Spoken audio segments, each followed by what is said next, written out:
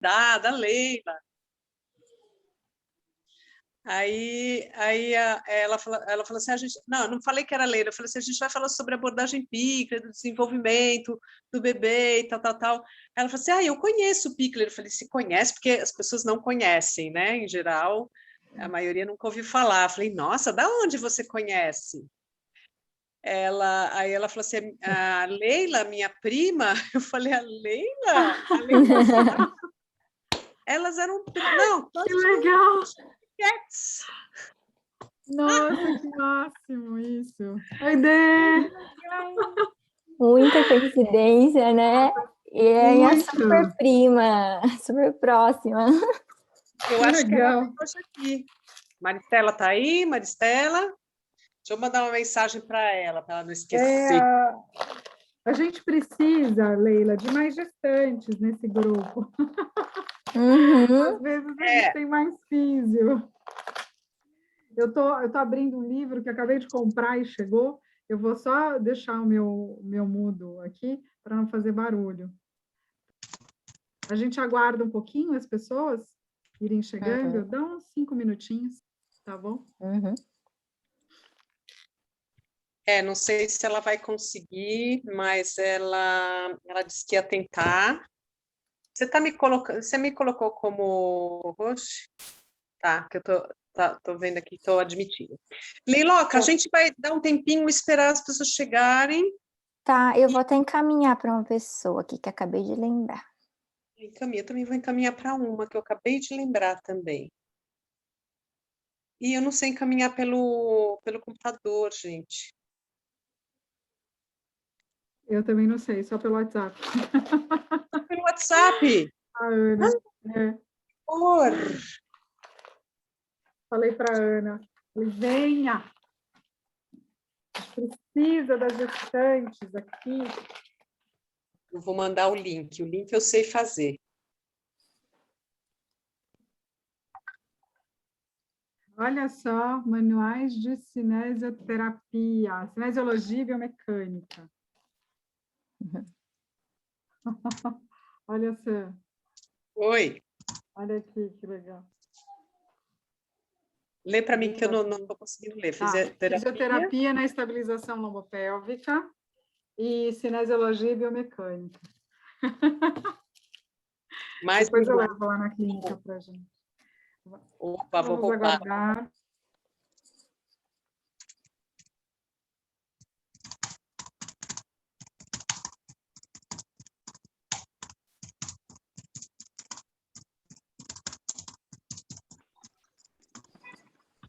Oi, Li. Boa noite. Tudo bem? Posso te fazer uma pergunta? Pode, claro. Eu estou no consultório, estou com a Vitória. Ai, que legal! Oi, tudo bom? Tudo bem? Tudo. Você é físio, Vitória? Sou físio. Ah, que legal! Ela está pós-graduando agora em saúde da mulher também, está fazendo lá na Santa Casa. E aí ela veio trabalhar aqui comigo, está passando um tempinho aqui comigo, a gente está discutindo, batendo papo, discutindo atendimento. E hoje eu estava fazendo um atendimento com uma gestante, a gente estava usando o Epinô, ela está de 38 semanas, e ela me perguntou, na hora que a gente estava treinando a expulsão, se não seria interessante fazer a rotação interna do quadril, né? Rodar o fêmur internamente para trabalhar essa expulsão, né? E eu falei para ela, olha, eu não tenho o hábito de trabalhar essa rotação interna, né? E acabo trabalhando mais a movimentação de anti-retroversão mesmo, associada com a respiração. Me parece que na prática clínica mesmo é uma posição que elas sentem mais conforto, apesar de que durante o trabalho de parto a gente faz essa rotação, né? Mas a gente estava assistindo uns vídeos mostrando esse movimento de rotação interna e mostrando que realmente afasta um pouco mais os isquios, mas do ponto de vista muscular, quando eu faço essa rotação, eu sinto mais a contração do glúteo e do adutor. Então, eu não consigo imaginar uma situação dessa acontecendo no momento da expulsão. Vocês têm experiência com isso? Sim. Me fala um pouquinho, Sandra, me fala um pouquinho. Então, assim, com o Epinô, eu assim, sem Epinô, eu já tenho, assim, né, feito proposta da experimentação dessas rotações para que ela sinta na pelve dela o que acontece, porque são pequenos movimentinhos ali da pelve que vão ajudar a abrir ali, né? E assim, e com o Epinô, você está lá com o Epinô, vai fazer a experiência de simulação do expulsivo, você pode também, olha, como é que é rodando a perna para dentro? O que você sente no seu isco lá atrás? Te mandei imagens disso. Acabei de te mandar 2 imagens, acabei de te mandar no seu WhatsApp, que é isso que a Sandra falou.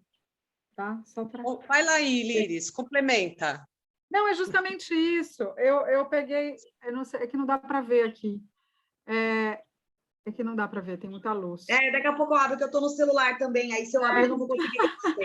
É que tem 2 posições da Blandine, justamente na posição que a gente trabalha o Epinô, com a perna para fora, com a perna para dentro, e o desenho do períneo, dos ossinhos. E é isso que a Sandra falou, a gente tem que experimentar, quando está fazendo Epinô, né, um pouquinho nessas posições, né? Às vezes a gente dá uma variada, tem paciente que eu faço, tem paciente que eu não faço, depende muito ali. É o que eu estava falando para ela, porque clinicamente, nem tudo que a gente aprende na teoria a gente consegue aplicar, porque depende muito do que a paciente vai sentir, se ela não vai contrair o glúteo, porque eu tentei fazer aqui no chão várias vezes, pedindo para ela tocar meus isquios, para a gente sentir isso, e quando eu rodo o meu joelho para dentro, eu contraio o glúteo e o períneo automaticamente. Então, para mim, por exemplo... Quando você roda para dentro, os seus isquios vão para fora. Mas eu sinto uma tensão maior no glúteo. Uma tensão. Mas em que posição, né? Posso dar de decúbito dorsal, né? Não estou falando em 4 apoios, talvez em 4 apoios funcionaria melhor, né? É isso que eu ia falar, que isso, você podia Leila. dar um relato de experiência. O vídeo que a gente assistiu, a mulher está em 4 apoios e ela simula com uma pelve no bumbum, sabe? É uma gringa. E ela que me mostrou, inclusive, o Reels, a Vitória. E ela mostra que quando ela gira o joelho para dentro, a pelve abre e o neném, né? Isso. Eu ia falar sobre as posturas, né? Porque, por exemplo, a ajoelhada é mais fácil fazer essa rotação interna. Ajoelhada. Que eu falei para ela, né? Em decúbito dorsal, basicamente a sensação que eu tenho é que se eu produzir esse movimento, eu estou empurrando a cabeça do bebê de volta, praticamente, né? A sensação que eu tive no meu, né? Fazendo. Eu nunca faço em decúbito dorsal, por exemplo, eu só faço lateral ou nos 4 apoios. Lateral, porque eu falei para ela, eu trabalho lateral isso no trabalho de parto. Isso sim. Lateralmente, sim, né? Porque, inclusive, você consegue empurrar ali o cóccix para trás também e facilitar a descida do bebê, né? Em decúbito lateral. Mas no momento da expulsão, eu não estava conseguindo, acho que em 4 apoios. Depois, você experimenta no seu corpo, em várias posições, para você sentir como que é, né? Porque acho que o que vale mais é você perceber, sentir. Isso. Obrigada, suas lindas. Obrigada. Querida. Já temos bastante gente. Maristela! Oi, Té. Maristela, cadê você? Show. Olá! Tudo bem? As primas, gente! Foi coincidência, né? Não, demais. Foi demais essa. Adorei. Adorei. Para quem não ouviu a minha historinha, eu estava atendendo a Maristela hoje, falei do grupo hoje sobre Pickler. Ela falou, eu conheço Pickler e tal. E aí, quando foram ver, eram primas, assim. E aí eu fiquei toda, ai, meu Deus! Gente, eu vou apresentar a Leila. A Leila, gente, ela é um baú cheio de coisas. Aqui eu vou ler aqui, tá? Que eu estou com o meu computador. Então, a Leila é fisioterapeuta da Unesp. Quando você se formou, Leila? 2005, já tem uns mais de quase 20. Uns 20, né? Fisioterapeuta da Unesp, especialista em neurologia infantil na Unicamp, pós-graduanda, especialização em desenvolvimento infantil temprano Unicoyo, Argentina. Falei certinho? Sim, nem precisa dessa parte, Sam. Estudou na Precisa sim. na abordagem Pickler pelo Instituto Pickler, na Hungria, gente. Ela foi para a Hungria, lá na sede ali, da onde tudo surgiu, a abordagem, e membro da Rede Pickler Brasil. Eu conheço a Leila através da minha irmã. A minha irmã é da rede também. E a minha irmã, eu ouço falar Pickler desde que, né, nossos filhos nasceram, quando ela morava na França, ela veio, né, com essa bagagem.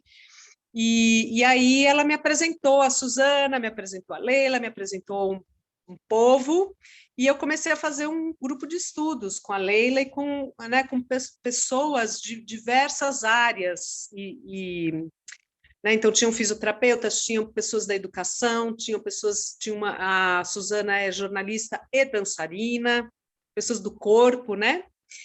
E foi muito legal, assim, porque a gente fez muita troca, né, dessas várias esferas e olhares. E agora eu tenho... Foram 2 anos muito bons. Eu assim, né, por que eu te chamei aqui, Leila? Porque eu acho tão importante a gente ouvir sobre né, as premissas da abordagem Pickler, e eu faço uma analogia com o parto. Estava até comentando com a Maristela. Por quê? Porque no parto a mulher vai ter o protagonismo, né? É dela, é ela que vai fazer o parto.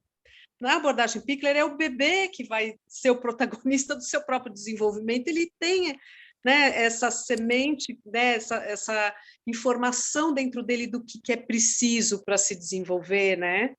Então, assim, o que nós, como adultos e como pais, né, precisamos fazer? O que a gente, enquanto também fisioterapeuta, né, que olhar é esse, né? Que eu acho que e aí a Pickler também tem os embasamentos ali do movimento livre, que é o que a gente vai falar mais hoje, mas também tem os pilares, né, do movimento livre e do vínculo, enfim, e é um mundo de coisas, tá, gente? Acho que a Leila hoje vai trazer umas pitadas aí para vocês ficarem com gostinho mesmo, tá? Porque aí a gente traz mais vezes a Leila, pode fazer outras coisas também. Então, Leila, bastão para você aí, ó. Pode falar. Tá bom. Obrigada.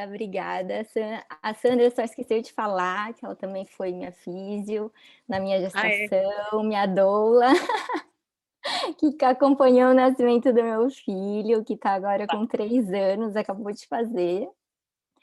Então, também estou aí vivenciando a primeiríssima infância, bem recentemente, como algumas mães daqui a pouco estarão, né? Depois eu queria saber quem são as gestantes e quem são as fisioterapeutas ou outros profissionais, mas vamos conversando. Eu preparei uma apresentaçãozinha para compartilhar com vocês, alguns slides, alguns filminhos, mas queria deixar muito à vontade para ser uma conversa mesmo, para vocês falarem a hora que quiserem. A tecnologia possibilitou a gente muitas coisas, mas também tem outras coisas que realmente só o presencial, né? Eu sinto ainda falta um pouco desse presencial. Ainda mais quando compartilha a apresentação, que daí você não vê ninguém, quase, né? Mas vamos lá.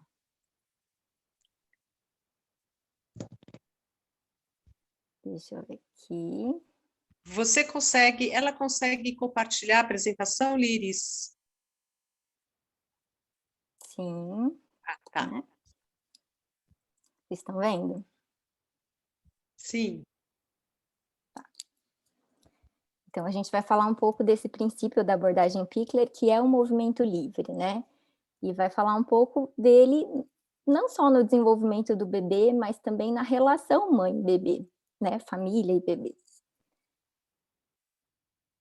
Então, peraí.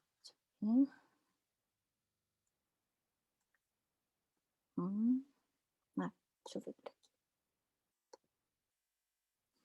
Então, a nossa primeira reflexão é justamente, será que é a gente que ensina, né?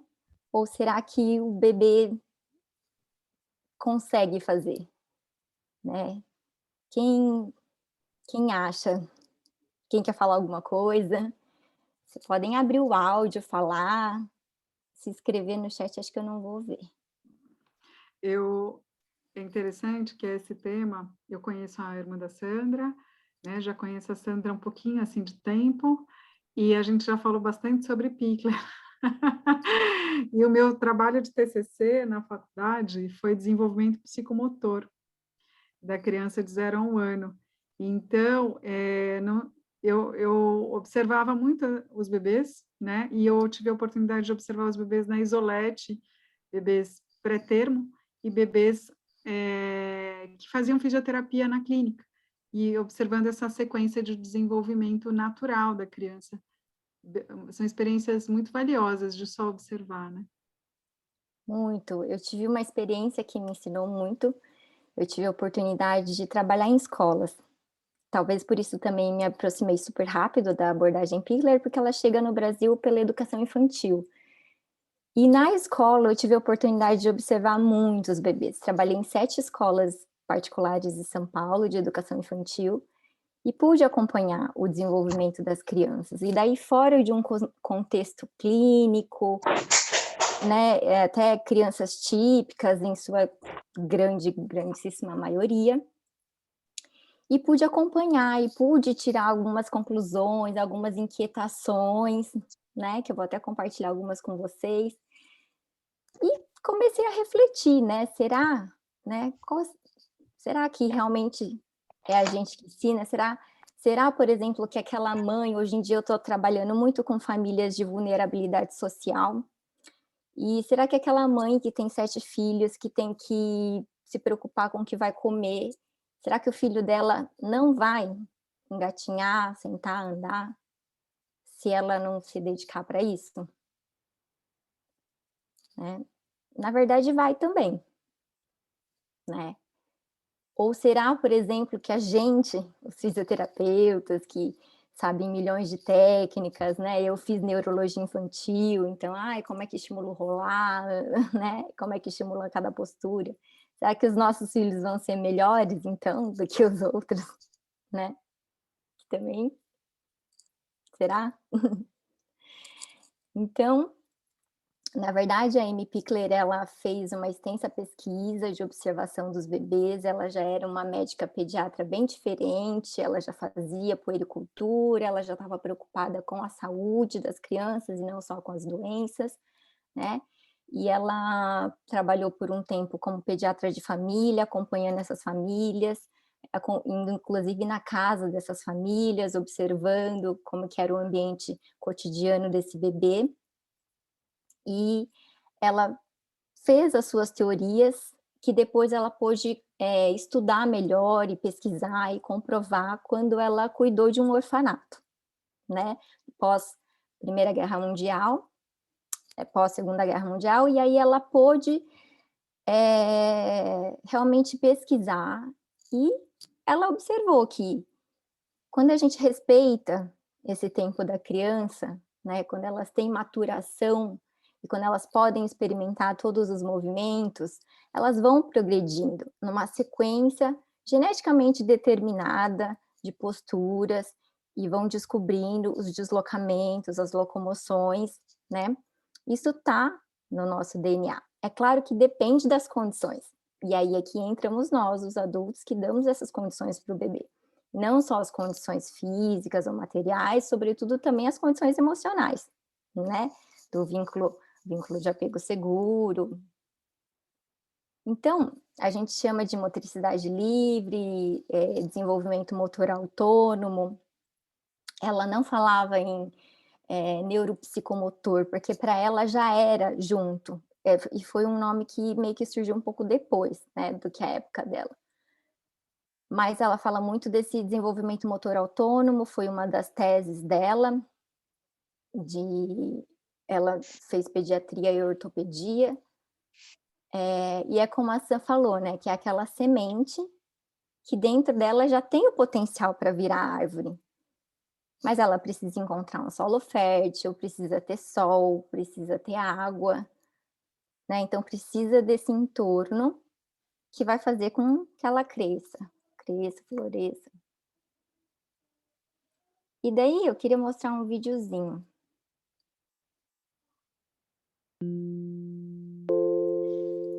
Dá para ver, por favor? Para começar, deite nas suas costas, relaxa. Vocês já viram? Sinta o peso do seu corpo descansando contra a superfície debaixo de você.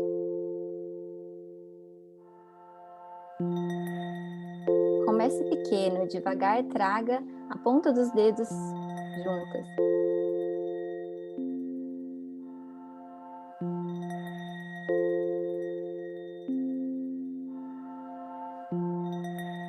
Investigue como as diferentes partes do seu corpo se relacionam entre elas.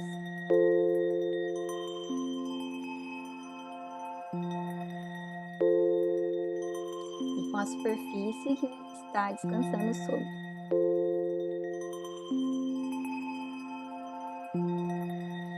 Fique confortável com as conexões com essa superfície.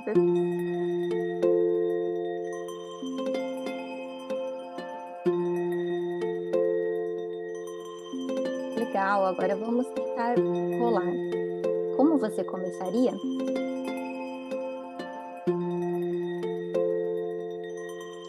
Tente rolar os seus quadris em uma direção.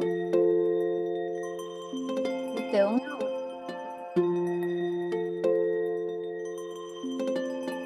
explore empurrando contra os seus pontos de contato.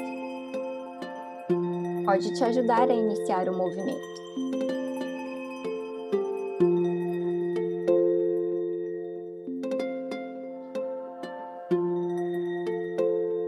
Então, se dê um descanso. Então, tente de novo.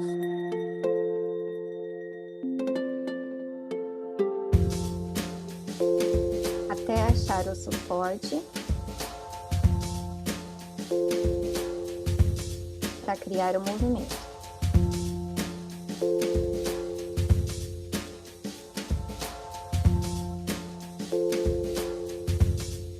Yay! Continue praticando. Encontre maneiras de refinar o movimento. Agora você está ficando bom. E pode facilmente reverter.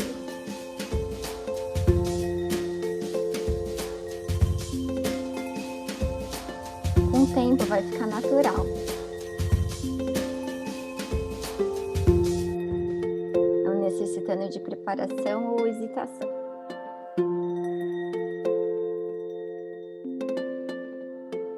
Então você pode se mover para coisas maiores. Até a próxima aula.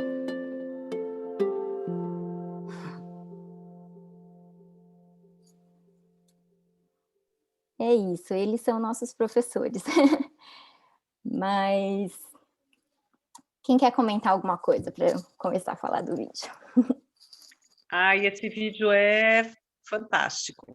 Fantástico. Eu acho ele lindo, maravilhoso. Nenhuma mãozinha, né, ali precisou, né, Leila? Só um apoio ali que foi o brinquedinho, né? Sim. E eu acho bacana que começa do começo, né? Começa dela usando o primeiro brinquedo do bebê, que é seu próprio corpo, né? Na verdade, o bebê já tem movimento antes do nascimento, a gente sabe, né? As gestantes bem sabem, né? Que estão aí sentindo super os bebês.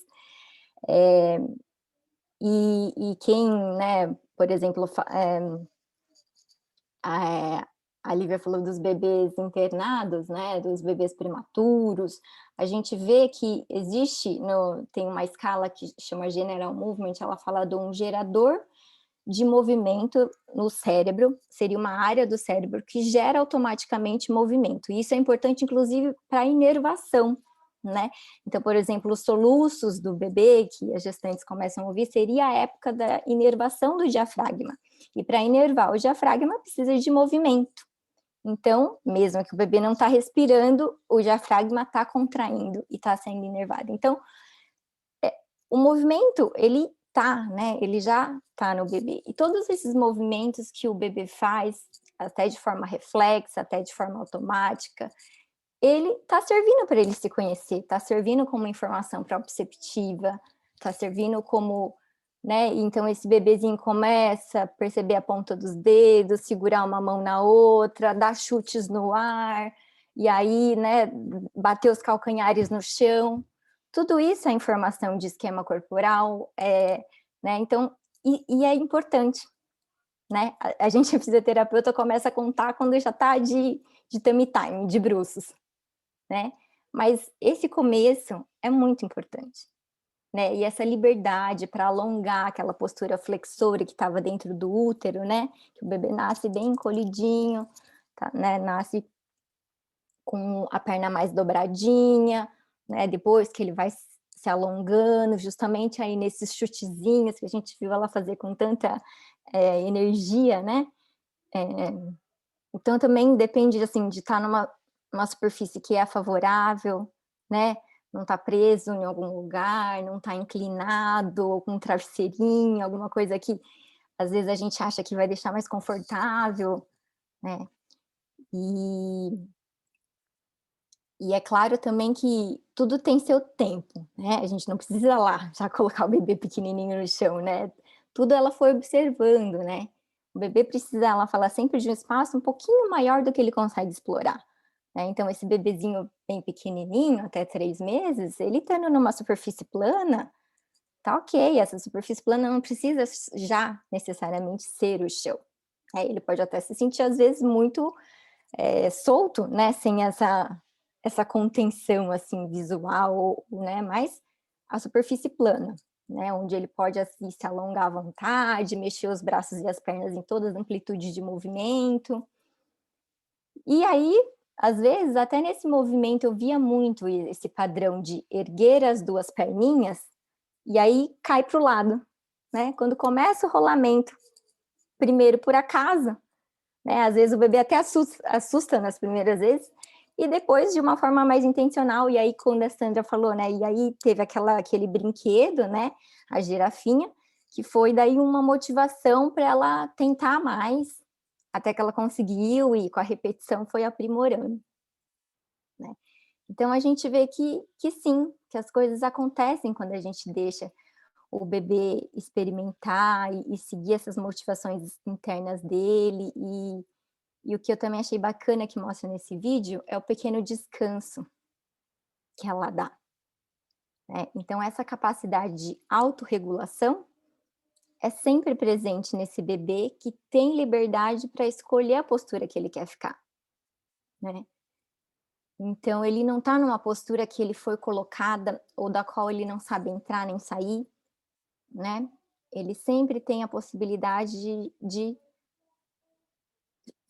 ou voltar para uma, né, na verdade, ela ou ficar numa postura em que ela se sente confortável, né? Na verdade, ali ela não tinha mudado ainda de postura, mas ela parou um pouquinho, né? Apoiou todo o corpo de novo, descansou, respirou e depois voltou à atividade. Deixa eu passar aqui. É muito legal, né, Leila, esses caminhos, né, que o desenvolvimento acontece. E assim, o que eu acho que é legal a gente pensar também, assim, o que eu observo muito é essa antecipação desses caminhos, às vezes, né? Eu vejo que tem, às vezes, assim, né, e a gente, bom, enfim, tem coisas que a gente sabe que são polêmicas, não vou entrar nesse tema, mas assim... Não, vamos entrar. Vamos entrar? Então, vamos entrar, né? Então, por exemplo, né, como colocar de bruços, que é uma premissa. A gente aprendeu assim, né, na nossa formação, que colocar de bruços vai fortalecer as costas do bebê. Ó, já colocou ali de bruços, né? E... Então, assim, né, o que o bebê, qual é a necessidade, o que está aprendendo com isso? Será que está fortalecendo mesmo, né? Como é que é isso, né? Conta aí, Leila. Então, é isso, né? Isso que a gente vê, essa fotinha aqui, colocar de bruços é bom para o cérebro, para o pescoço, para a coluna, para os olhos, enfim, é uma série de benefícios, né? Só que eles põem essa foto E, na verdade, é isso, né? Porque pedem para colocar o bebê o quê? Eu já vi diversos tipos de orientação. Já vi desde recém-nascido, já vi a partir dos 2 meses, já vi falando assim, tantos minutos por dia, né? Já vi vários tipos de orientação. Mas quando a gente coloca um bebezinho, né? Sei lá quanto que tem esse bebezinho na foto, 2 meses, não sei, você vê que ele está fazendo um esforço excessivo. É nítido, né? Tá na expressão dele, tá na testa dele. E o que acontece com um bebê assim, né? Que tá, ele levanta a cabeça com bastante esforço por alguns minutos e cai. Em algum momento ele vai chorar, né? A gente sabe. E na verdade, a mãe, ela se questiona, eu acho assim que ela não é, a gente não quer fomentar essa comunicação entre o adulto e a criança, e essa capacidade da mãe confiar nos seus instintos, confiar na sua capacidade de entender o que o bebê quer, o que o bebê está comunicando para ela, e ela sente que o seu bebê não está confortável, mas ela pensa, não, mas né, falaram para eu fazer, vai ser bom para o desenvolvimento dele, né? Então, assim, a postura de bruços em si, realmente, ela promove todos esses benefícios. Mas a diferença da abordagem Pickler é que a gente espera o bebê chegar nessa postura, né? A gente não coloca antes dele ter chegado por ele mesmo. E então, depois que ele rolou, né? Rolou e foi para a barriga para baixo. Então, quando ela acontece, já é um bebê que está mais maduro do que esse bebê da foto, o braço dele já não está tão aqui junto ao corpo, já está mais lá na frente, né? Já teve essa abertura aqui, né, do ombro. Então, tem uma alavanca para erguer a cabeça e o pescoço, né? Tem uma alavanca de apoio no antebraço, já consegue apoiar e virar a cabeça para os lados. Ou seja, se torna, de fato, uma postura funcional, onde o bebê consegue fazer coisas, onde ele consegue ficar sem estar exigindo demais, né? E claro, existe uma fase em que ele não sabe voltar e a gente ajuda a voltar, mas rapidamente esse bebê que foi esperado o seu tempo, ele aprende a voltar. E daí, olha, eu já vi uma variedade de tipos de desenvolvimento, de tempo de cada criança. Tem bebês que com 3 meses estão rolando, quando a gente deixa eles em liberdade. Tem bebês que demoram muito mais tempo. E aí entram os fatores individuais que é tão bonito de ver. Porque, gente, já tá ali, né? O jeitinho que vai ser cada criança. Entram muitos fatores, a constituição física, a personalidade, o ambiente, entram muitas coisas aí. E aí vai ser mais individualizado esse tempo de cada criança, né? Por exemplo, eu tive uma criança que eu acompanhei, prematura, que ficou 3 meses na UTI. E quando ela ia experimentar esses movimentos de rolamento, que a perna desequilibrava e caía, ela ficava muito assustada e voltava para a postura inicial. Quer dizer, ela já tem uma vivência, ela já tem uma história em que a movimentação do corpo dela não foi uma coisa prazerosa necessariamente, né? É uma manipulação excessiva, né? Nesses primeiros meses de vida dela, né? E que vinha às vezes acompanhada de dor, inclusive, né?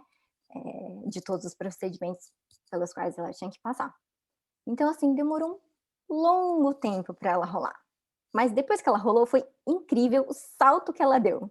Porque daí ela ganhou confiança no movimento e as próximas posturas se desenrolaram super rápido. Uma velocidade até que eu nunca tinha visto, assim, questões de semanas, ela começou, e assim, no mesmo dia que ela rolou para a barriga para baixo, ela já soube voltar e já soube rolar várias vezes no mesmo sentido.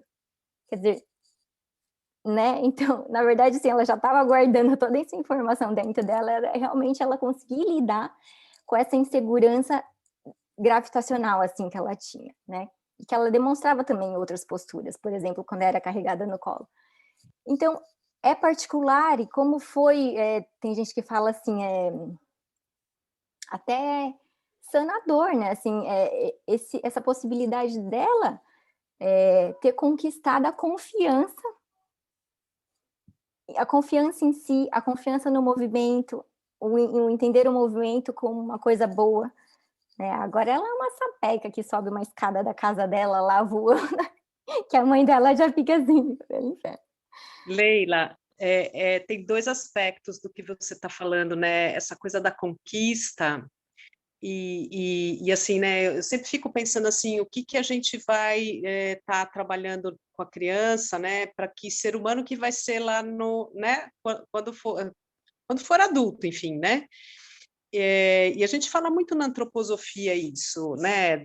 Dessa coisa de não facilitar, né? Quer dizer, você não vai facilitar, né, que a criança faça o movimento, fique de bruços, por exemplo, né?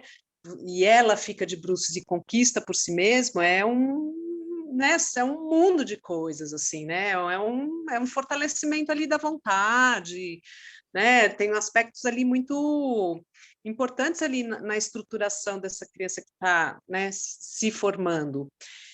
E outra coisa tem, assim, a ansiedade da mãe, né? Porque a nossa vontade é de ir lá e fazer, né? E ajudar, né? Também tem esse... Tem, e não só da mãe, né? Mas, assim, de outras pessoas também, né? Que, de repente, orientam, enfim. Essa história teve um caso super interessante, uma neuro que ela... que avaliou e, enfim, deu um prognóstico super ruim de paralisia cerebral, nananã, por causa do sentado, que ela ainda não estava sentando, ela se sentia muito desconfortável, fazia reações de desequilíbrio, de abrir o braço, assim, né, quando era colocada na postura. E aí, assim, a mãe ficou muito chateada, sorte que a gente pôde ali fazer esse acompanhamento, sustentar. Deu umas 2 semanas, ela começou a se sentar sozinha, assim, foi incrível, assim. E aí deu mais uma semana, ela começou a engatinhar. Aí eu falei assim, nossa, agora você volta. Enfim, mas não voltou, né?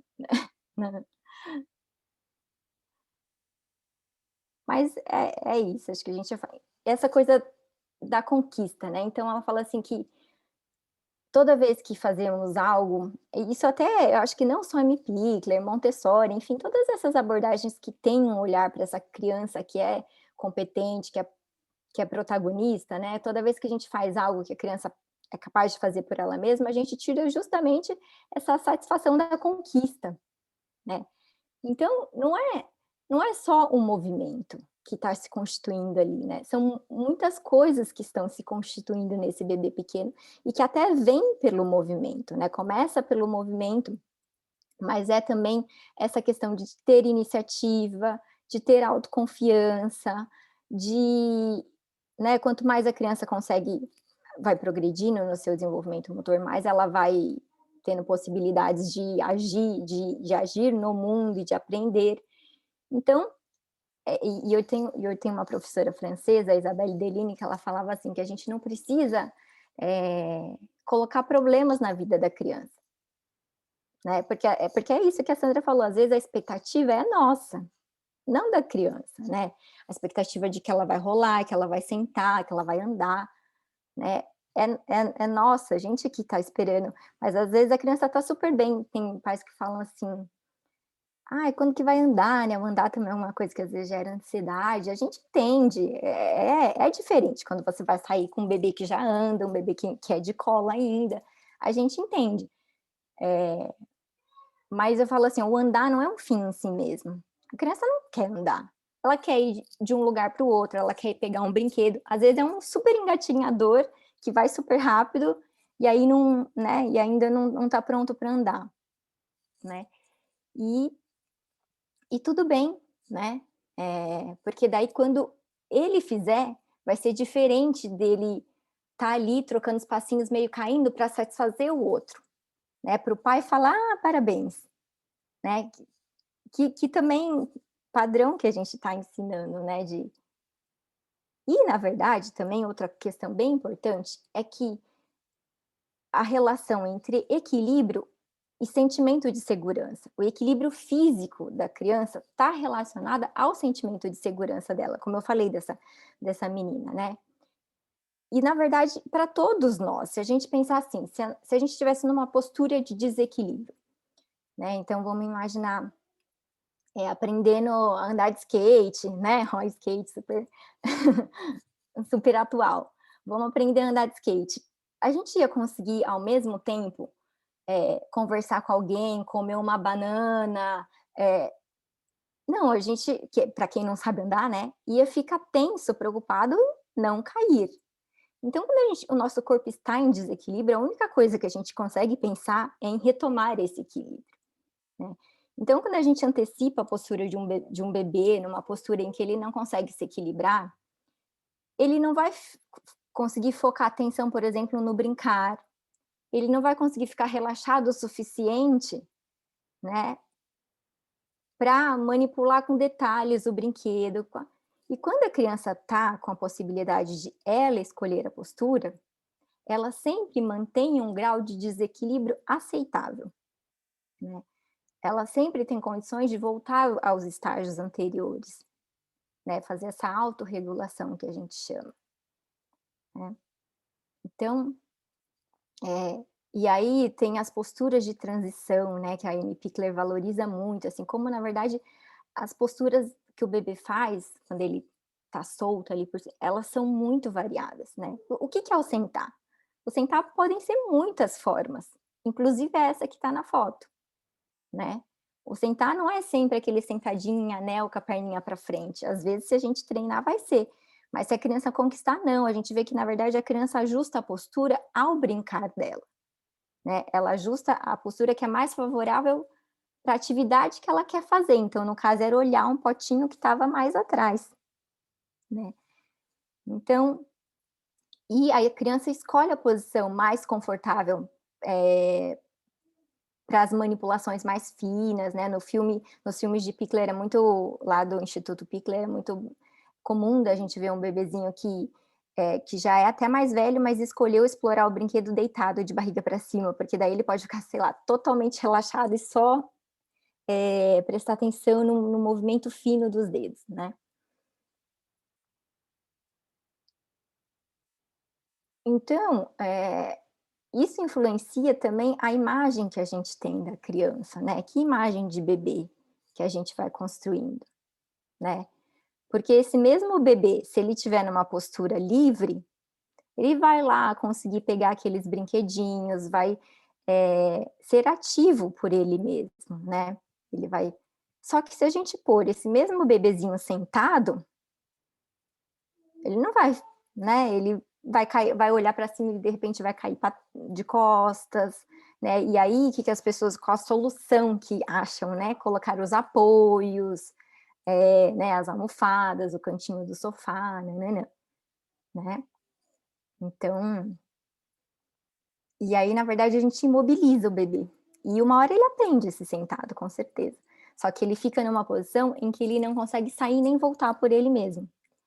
E isso foi uma das coisas que eu observei quando eu trabalhei em escola, né? Antes de conhecer a abordagem Pickler. Eu já via que aqueles bebês que sentavam muito cedo, eles eram mais dependentes do adulto. Porque um brinquedinho caía um pouquinho mais longe, já não conseguia pegar, queria sair da postura. Então, eram bebês que choravam mais e demandavam mais. Enquanto que a gente vê que aqueles bebês que ficavam bem no chão, né? Eles, né, ficavam bem. Quando cansava, eu já vi um menino, quando cansava, ele deitava, de repente você ia ver, ele estava até dormindo, né, assim. E então, assim, aí nessa época eu já tinha essa orientação, olha, não vamos sentar muito cedo, espere esse bebê rolar, espere esse bebê brincar bem de bruços, fazer apoio da mão com os braços estendidos. Nessa época, antes de conhecer a abordagem, eu já falava isso. Aí depois que eu conheci a abordagem, aí foi mais libertador ainda, porque o bebê vai chegar nessa postura. Só que assim, a gente sabe que na nossa sociedade, às vezes é difícil esperar. Às vezes é difícil esperar, né? Porque, enfim, N situações, né? Inclusive, o que me perguntam muito é sobre a introdução alimentar, né? Nem todos os bebês estão sentando aos 6 meses. Isso é um fato, né? Então, na verdade, a gente, quanto adulto, a gente que deveria acolher o nível motor que a criança está e sustentar o corpo dela para que ela possa fazer a introdução alimentar. E sustentar muitas vezes, sustentar no colo mesmo. Ou em alguma outra situação que a família possa ver como, não sei, o carrinho de passeio, ou, enfim, mas que a criança esteja confortável e não tendo que se preocupar com o controle postural para se alimentar. Tanto que a gente vê que depois que a criança adquire o sentado, ela come melhor. Né? Porque imagina essa tensão dividida entre controlar o meu tronco e experimentar uma coisa totalmente nova, que é um alimento, e a mastigação, e, enfim, e um monte de coisas que estão envolvidas. Então, a motricidade livre é essa condição que permite o bebê poder querer com competência. Por quê? Ele está sempre numa situação em que ele consegue ser competente, né? E isso também é aquilo que a gente estava falando, né? Da importância desse sentimento de competência. E aí eu queria mostrar um caso de uma criança, vou passar até um pouco rapidinho. Entre essas duas fotos tem 2 meses e meio de diferença. Nessa primeira foto foi o primeiro contato da mãe comigo, ele tinha 1 ano e 3 meses. Quem pode me falar algumas diferenças entre as duas fotos?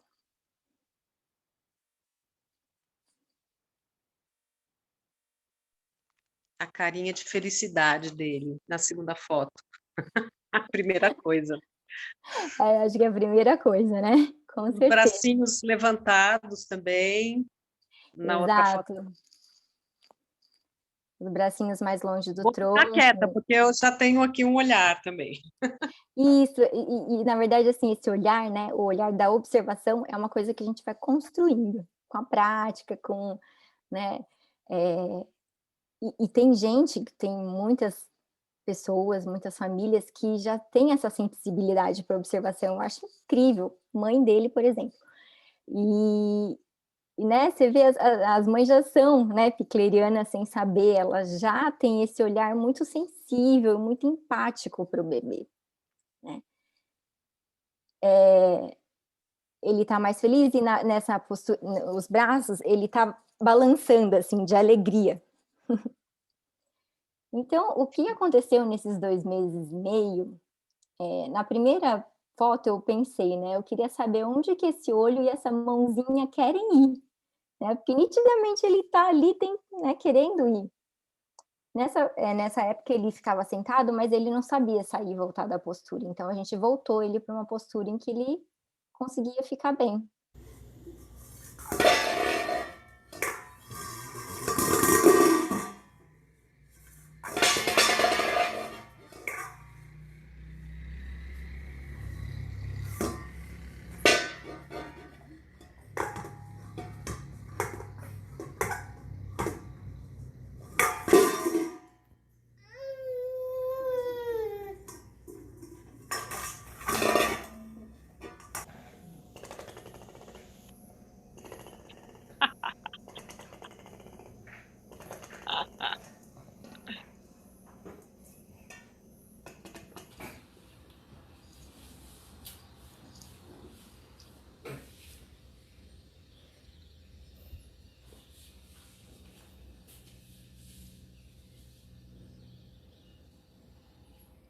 Descansa um pouquinho, né?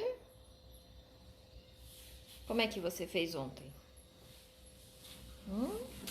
Você lembra? Muito bem.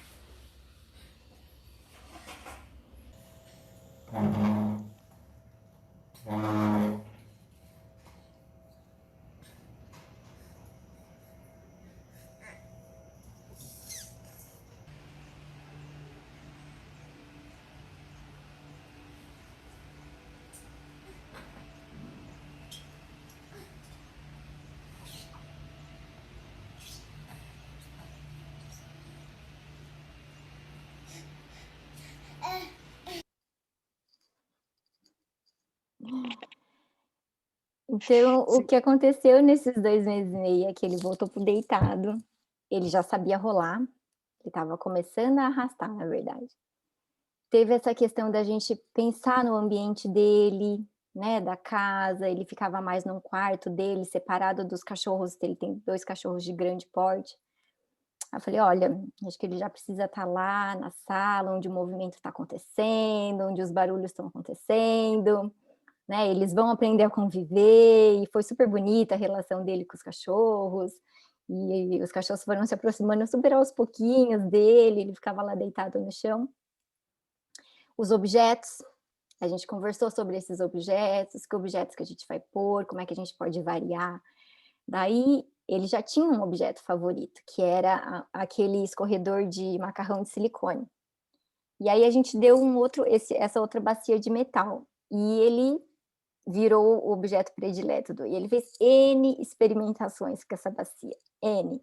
Ele se tornou um mestre de jogar, ver ela girar até parar, né, aquela coisa dele estava soprando, eu fiquei pensando o barulho que devia fazer aquilo, a sensação da vibração da boca, do gelado, eu falei: "Gente, que estimulação sensorial que deve estar sendo essa cena, essa experiência", né. Espontaneamente ele fez, ele criou. E daí ele ia buscar essa bacia onde fosse, né, ela preparou esse cenário antes com, né, a almofada lá para ele. Enfim, ele nunca mais, né, foi colocado no sentado, é claro que já era uma postura conhecida para ele, e aí um dia foi. A mãe perguntou para o pai: "Você colocou ele sentado?" "Não." "Ah, então ele sentou." E aí as primeiras vezes eles não viram, né, e aí até que um dia ela conseguiu filmar, que foi esse dia, mas assim, ele sentava e ficava todo felizão, né. E ao mesmo tempo que ele sentava, ele também sabia sair de sentado. Então já não era uma postura, ele podia pegar lá a bacia, sentar, voltar. E claro, né, acho que não preciso citar, mas, ele é uma criança que tem síndrome de Down, né. Mas assim, 2 meses e meio, o que são 2 meses e meio, né? Será que é muito? Será que é pouco, né? E claro, né, nessa época ela me procurou, porque ele já tinha 1 ano e 3 meses na primeira foto. E o que eles estavam buscando no olhar convencional era a postura em pé, só que ele se recusava veementemente numa postura em pé, ele não colocava, ele dobrava os joelhinhos, não suportava nenhum peso nas pernas, né, e a mãe ficou muito incomodada com o desconforto que era para ele, porque ele chorava muito. E aí foi isso. Agora sim, ele já, se puxa para em pé, sabe subir no sofá, descer do sofá. Não anda ainda, né, se coloca em pé segurando nos móveis, e tá nessa fase. Mas assim, sempre muito ativo, né, porque é isso, ele tá o tempo todo brincando, né, então a Amy Pickler fala que o desenvolvimento, a gente tem um negócio bem aqui na frente. No desenvolvimento dos movimentos, a criança não aprende apenas a virar-se, dar voltas, ficar de 4 apoios, levantar-se ou caminhar. Ela aprende a aprender, aprende a estar ocupado com algo, a interessar-se por algo, a tentar, a experimentar. Aprende a conhecer a alegria e felicidade que significa seu êxito. Este que é resultado da sua própria paciência e constância. Então, são muitas coisas envolvidas aí nesse desenvolvimento motor, né? Não é? Muito legal. Isso. Isso a Né? minha irmã. Pode continuar. Né? Então, e daí assim, eu falo, né? As crianças são os nossos professores, né? Depois que você acompanha esse percurso de uma criança, você nunca mais esquece, né? Como com cada uma você aprende uma coisa nova, porque você começa a observar mais os detalhes, cada uma faz um caminho que é inédito e dela, né? E aquilo que o movimento, ele não é só o movimento, né? A gente já viu que o movimento é autonomia, é autoconfiança, é essa possibilidade de agir sobre o ambiente e construindo esse pensamento, esse raciocínio, esse, né, essa, né, de Piaget, reações circulares primárias, secundárias. Então, como que eu vou fazer quando o brinquedo vai embaixo da mesa, né? Ele começou a arrastar ali embaixo dos pés da cadeira, quanto que a criança vai ganhando de percepção de espaço, de corpo, quando ela vai fazendo essas pesquisas, né? Ele começou a puxar, empurrar as cadeiras, mudava tudo de lugar, né? E a mãe dele chamava de cross-filho, quando ele puxava e empurrava as cadeiras, eu achava tão bonitinho, porque eram cadeiras bem pesadas, né? Então, ao mesmo tempo que a criança vai, por exemplo, um dos fatores que está muito associado ao início do engatinhar é essa noção de profundidade, né? Porque é quando a criança começa a subir em algo, descer degraus, ela vai descer primeiro medindo com o seu próprio braço, né? Se dá a altura do braço, ela desce de frente, se não dá, ela vê como que ela vai descer, né? Até entender que tem que virar de costas, descer primeiro os pés, mas ela vai construindo muito essa noção de profundidade, essa noção de prudência, né? A criança, ninguém quer cair, nem a criança, e eles não são sem noção. Quando a gente deixa eles experimentarem o seu próprio corpo e sofrer aquilo que a gente chama de risco positivo, né? Esse ambiente ele vai se complexificando sempre aos pouquinhos, né? E aí um degrau pequeno que a criança sobe, desce, vai vendo essa questão da altura, ela vai ganhando muita autoconfiança. Olha só, uma adaptação bem caseirana. Ah, essa é a Sofia. Ai, gente, cadê o vídeo?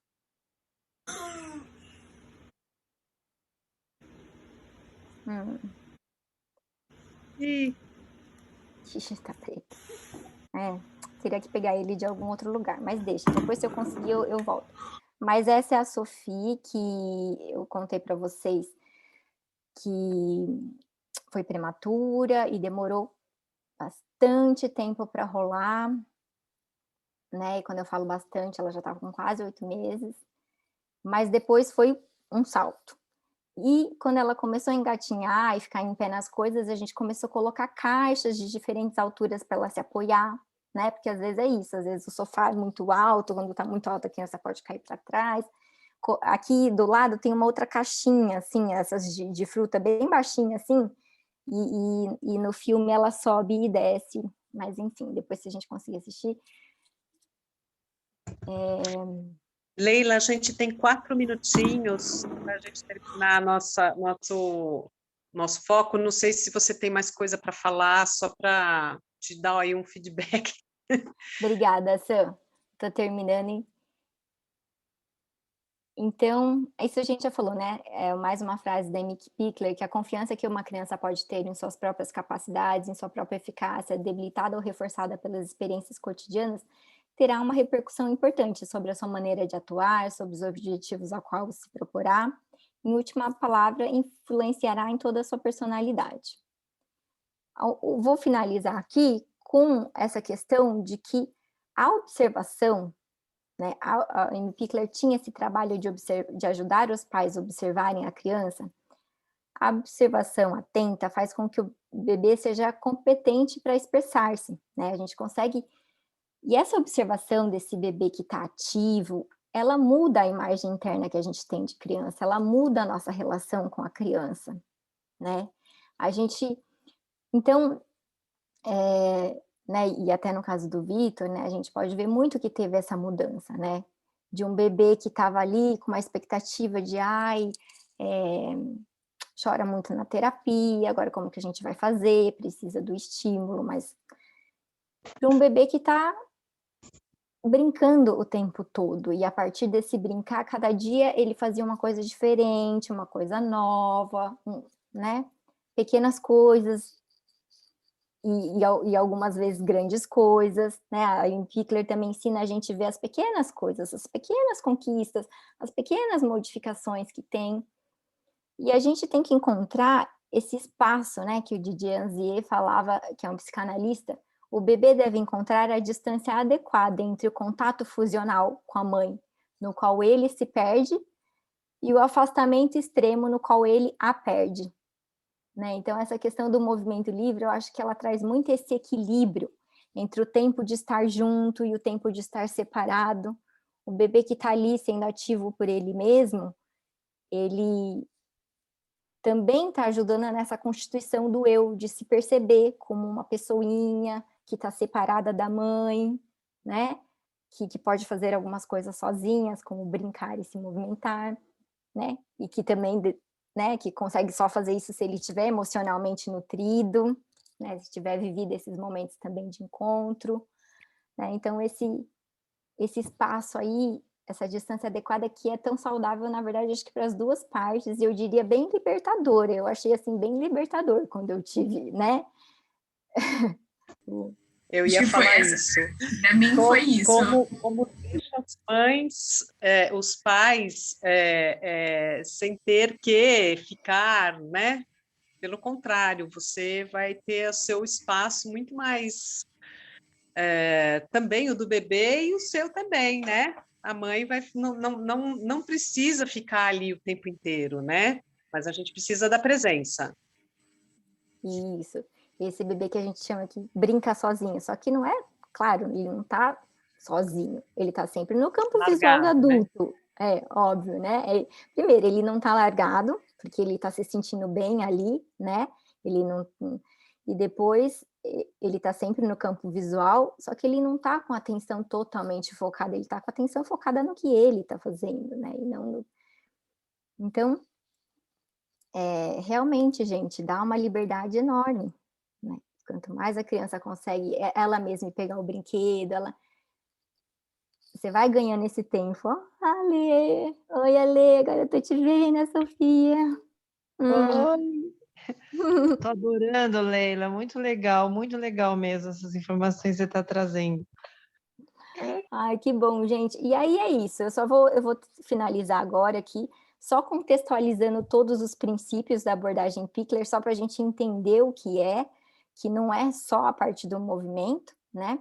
Na verdade, ela queria justamente saber o que precisa um bebê para se desenvolver bem, né? Ela queria garantir que aquelas crianças que estavam sob os cuidados dela, como é que ela podia fazer, né? Para que eles tivessem um desenvolvimento saudável, né?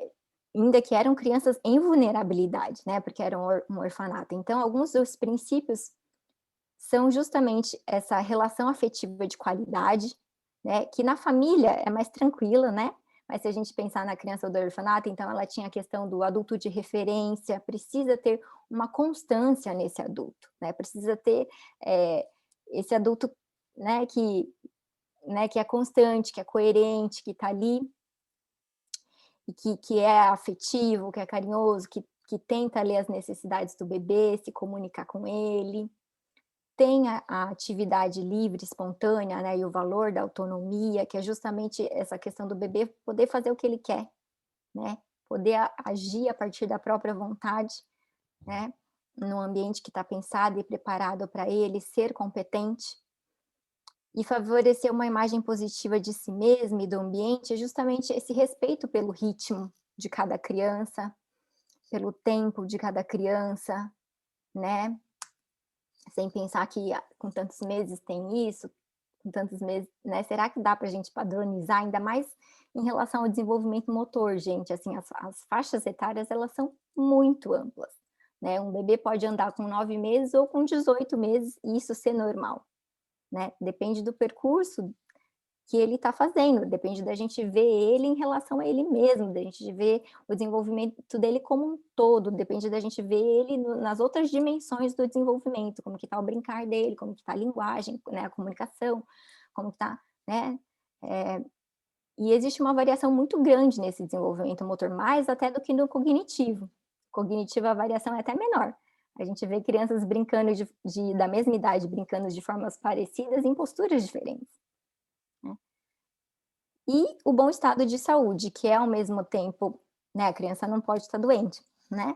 Ela tem que estar, se ela está gripada, ela não vai se movimentar do mesmo jeito, ela, né, vai ficar mais apática. Se ela tem muitas gripes, né, Claro, isso vai afetar. Mas o bom estado de saúde é preceito para isso, mas também é resultado de tudo isso, de todos esses cuidados. E tudo está embaixo do mesmo guarda-chuva, porque é tudo interligado. Em cima a gente tem a observação, que é o que baseia todo o trabalho, né? A gente observa e a gente consegue ver o que o bebê precisa. E embaixo está sustentado pelo trabalho de equipe, no caso, né? Que era uma instituição. E em casa também, né? Não deixa de ser uma equipe, né? De mãe, pai, avós. É isso.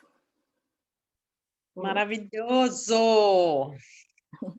Eu queria saber aqui para as gestantes que estão aqui, fez sentido, para quem é mãe também, né? Não só as físios, mas alguém quer falar, quer comentar?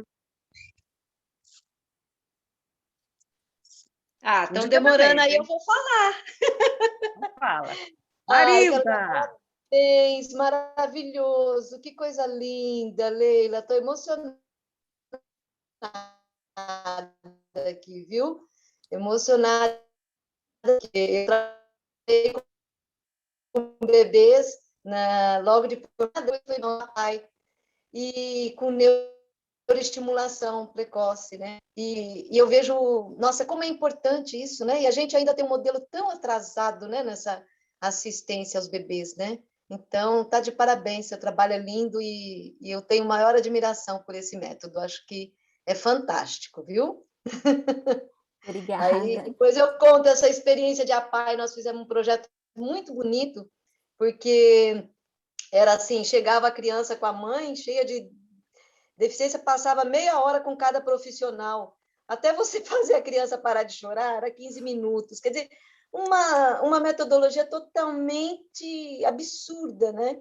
E a gente conseguiu montar um trabalho de atendimento conjunto com físio, fono, TO, psico, no chão, foi com as mães que trabalhavam com as crianças, e foi um trabalho maravilhoso também. Então, e isso há 30 anos atrás, né? Então, ainda estamos nessa gatinhara aí, depois de tanto tempo. Mas parabéns, Leila, lindo seu trabalho, viu? Gostei muito. Obrigada. É muito prazeroso, né, ver essas transformações, né? Quem viu as crianças se desenvolvendo na pandemia? Crianças que às vezes pararam algumas terapias, ficaram mais em casa com os pais e, bum, se desenvolveram. Que legal isso, hein? Que experiência essa. Bacana. É que, na verdade, assim, a gente não precisa estimular, né? Assim, esse estímulo, né? O estímulo está no ambiente, o estímulo está aqui dentro, né? A gente estimula quem está precisando um pouquinho mais de esforço ali, né? Quem está em defasagem, né, Leila? Não sei. Um dia você pode vir falar sobre isso, os bebês que têm algum tipo de questão, né? Isso tira um peso das mães, assim, porque tem uma impressão que você tem que seguir uma receita de bolo, fazer isso, fazer aquilo. Aí você fala, meu Deus, eu não sei tudo isso, onde eu vou me formar? Não vai dar tempo, aí vai passar 6 meses. Mas não, né? Eu estava até conversando com a Leila, a gente já morou juntas uns anos atrás. E aí ela que eu lembrava que ela trabalhava com bebê, mas eu não estava nesse mundo maternidade. Eu falei, Leila, me explica o que você faz, e eu me encantei. Porque você vê tanta coisa, o curso ali, curso aqui, quantas crianças desenvolveram sem precisar de curso, né? E por que com a minha filha vai ser diferente? Então, eu estou encantada. Obrigada, Leila, parabéns aí pelo seu trabalho, muito lindo. Obrigada, você é mãe de bebezinhos, é isso? De um bebê? Sim, quando eu estava com 11 semanas, completou ontem. Legal, legal. Eu participei de uma live sua quando eu estava com 39 semanas. Minha? Foi eu que ia pedir alugar um hipnô em cima da hora, não sei se você lembra disso. Não vou lembrar aqui, mas bom. Imagina, muita gente, muito. Não, e a gente achou incrível como as coisas foram se conectando, né? O dia que eu conversei com a Lê também, Sandra! Olha só, né? A gente está nesse meio, Leila. Quero te trazer mais vezes aqui para falar, né? Sim, vai ser um prazer. Precisar desligar, porque eu tenho uma outra reunião. Leila, te agradeço imensamente. Agradeço a presença de todos. Tem um liquidificador aqui, hein? Eu que Eu vou encerrar agradeço. agora. E, beijo grande. Muito obrigada, viu, Leila? Foi Obrigada a maravilhoso. vocês, eu que Espero ter- agradeço estar com tanta gente querida e as que eu não conheço também, um prazer. Né? Até a gente próxima. vai ter mais outras oportunidades para falar sobre isso, tá bom? Gente, beijocas. Vou desligando que eu tenho outra reunião. Tchau, Tá bom. tchau.